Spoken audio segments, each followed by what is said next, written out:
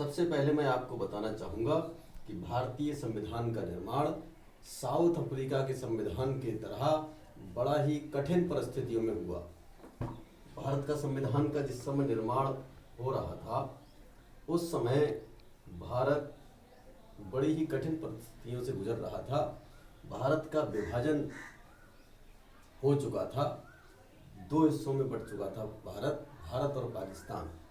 और उस विभाजन के समय भारत में बहुत बड़ी मारकाट मची हुई थी, लगभग 10 लाख लोग मारे गए थे। और ऐसी स्थिति में भारतीय संविधान सभा का निर्माण किया गया। और भारतीय संविधान सभा के निर्माण के बाद सबसे पहले इसमें 9 दिसंबर 1946 को एक बैठक हुई और उस बैठक में 299 सदस्यों ने हिस्सा लिया। 299 सदस्यों ने इस बैठक में हिस्सा लिया। ये बैठक 9 दिसंबर 1946 को हुई। इसमें अस्थायी अध्यक्ष डॉक्टर सच्चिदानंद सिन्हा को चुना गया और इस बैठक के बाद ये फैसला लिया गया कि भारतीय संविधान सभा भारत के लिए एक संविधान का निर्माण करेगी। और फिर 2 दिन बाद दूसरी बैठक आयोजित की गई। उस दूसरी बैठक में 11 दिसंबर 1946 को डॉक्टर राजेंद्र प्रसाद को स्थायी अध्यक्ष के रूप में चुना गया, जो भारत के 11 दिसंबर से लेकर 26 जनवरी 1950 तक, जब तक संविधान लागू नहीं हो गया तब तक डॉक्टर राजेंद्र प्रसाद स्थायी अध्यक्ष के रूप में काम करते रहे।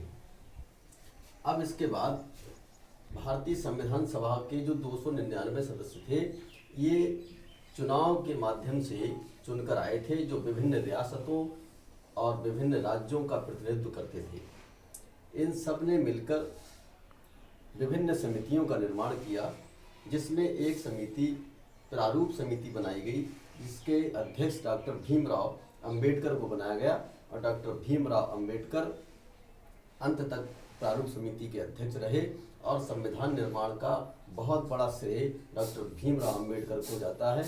इसीलिए डॉक्टर अंबेडकर को भारतीय संविधान का निर्माता कहा जाता है।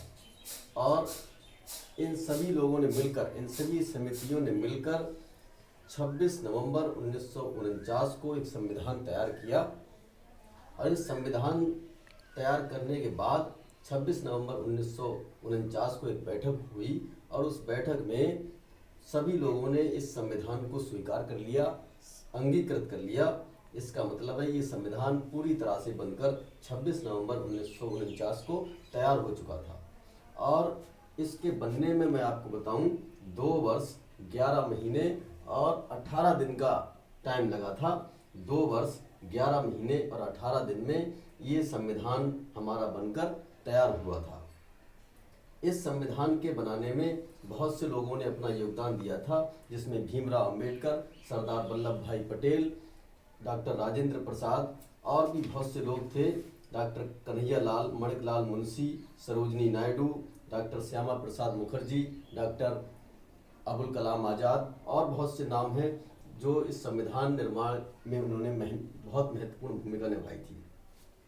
संविधान 26 नवंबर 1949 को बना, स्वीकार किया गया।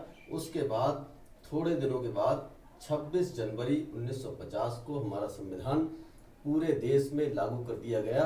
इसका अर्थ है कि भारत 26 जनवरी 1950 को एक पूर्ण गणतंत्र के रूप में स्थापित हो गया। इसीलिए हर साल 26 जनवरी को हमारे देश में गणतंत्र दिवस मनाया जाता है और ये गणतंत्र दिवस संपूर्ण भारत में एक राष्ट्रीय पर्व के रूप में घोषित किया गया है। इस तरह से भारत के संविधान का संक्षिप्त रूप से मैंने बताया कि भारत के संविधान का निर्माण कैसे हुआ।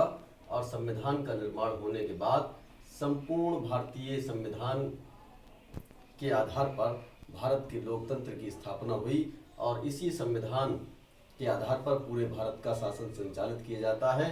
अब तक संविधान में 100 से ज़्यादा संशोधन हो चुके हैं।